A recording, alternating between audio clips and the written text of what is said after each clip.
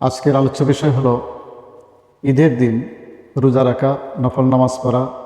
মহিলারা নফল নামাজ পড়তে পারবে কিনা, পুরুষ যারা আছেন তারা ঈদের দিন নফল নামাজ পড়তে পারবেন কিনা, ফজরের নামাজ যদি কাজা হয় সেই কাজা নামাজ কিভাবে পড়তে হবে, ঈদের দিন রোজা রাখা যাবে কিনা, বা আমাদের সমাজে একটি কথা প্রচলিত আছে যে ঈদুল আজহার দিন অর্ধদিন রোজা রাখা মুস্তাহাব। এই সকল গুরুত্বপূর্ণ মাসলা মাসাইল একজন মুসলমান নরনারী হিসেবে আমাদের সকলেরই জানা থাকা উচিত। তো আজকের এই ভিডিওটি দেখলে আপনারা ইনশাল্লাহ অনেক কিছু তথ্য পাবেন যে ঈদের দিন পুরুষ ও মহিলাদের করণীয় কী, নফল নামাজ সংক্রান্ত এবং কাজা নামাজের ব্যাপারে বা রোজা রাখার ব্যাপারে ইসলামের শরীয়ত কী বলে সেই বিষয়গুলি আপনারা জানতে পারবেন।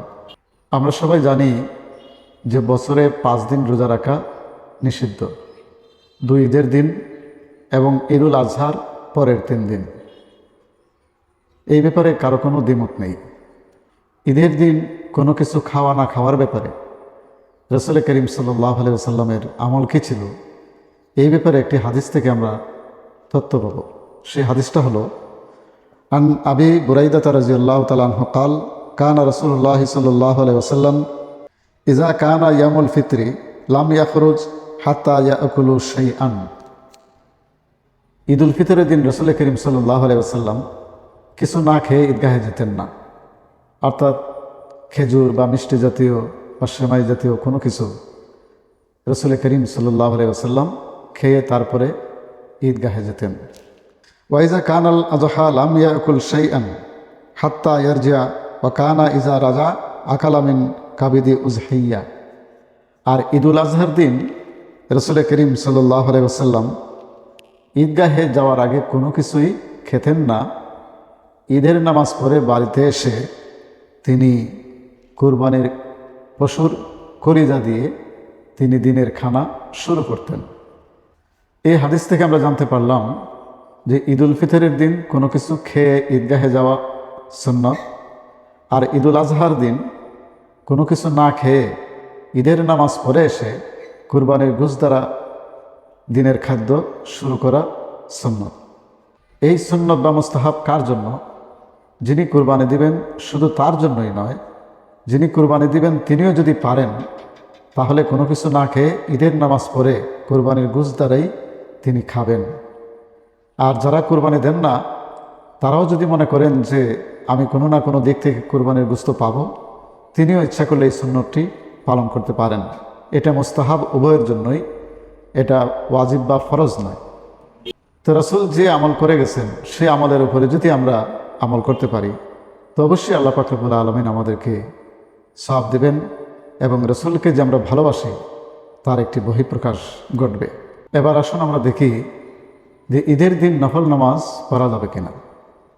এই ব্যাপারে ফতোয়া দারুল উলুম দেওবন্দে উল্লেখ করা হয়েছে, ঈদের দিন ফজরের নামাজ শুরু হওয়ার সময় থেকে ঈদের নামাজ হয়ে যাওয়ার আগ পর্যন্ত কোনো ধরনের নফল নামাজ পড়া জায়েজ নয়। ঈদগাহে যেমন জায়েজ নয়, বাড়িতেও ঈদের আগে কোনো নফল নামাজ পড়া জায়েজ নয়। মহিলাদের উপরে ঈদের জামাত ওয়াজিব নয়, তবে তারা কি বাড়িতে নফল নামাজ পড়তে পারবে?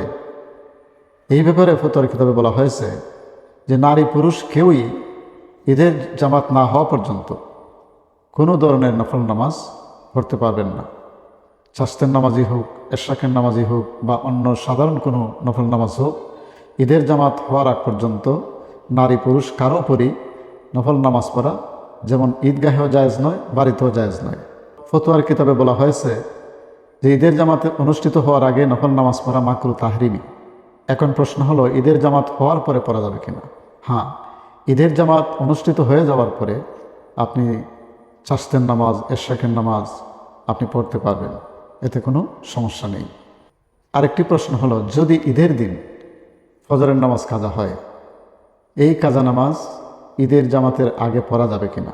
এই ব্যাপারে ফতোয়ার কিতাবে বলা হয়েছে যে ফজরের কাজা নামাজ ঈদের জামাতের আগে পড়া জায়েজ, তবে এই কাজা নামাজ কোথায় পড়বেন? ঈদের মাঠে নয়, বরং বাড়িতে পড়বেন। ঈদের মাঠে এই জন্য পড়বেন না, কারণ নামাজ কাজা কিন্তু একটি গুনার কাজ। আর আপনি যদি ঈদগাহে নামাজ পড়েন তাহলে আপনার গুনাহটা মানুষের কাছে প্রকাশ করলেন। আমার এই আলোচনা থেকে আপনারা বুঝতে পারলেন যে ঈদের দিন রোজা রাখা, ঈদুল আজহার দিন কোনো কিছু খাওয়া, এটাকে রোজা বলে না। আজকে এই পর্যন্তই। সবাই ভালো থাকুন, সুস্থ থাকুন। আসসালামু আলাইকুম ওয়া রাহমাতুল্লাহি ওয়া বারাকাতুহু।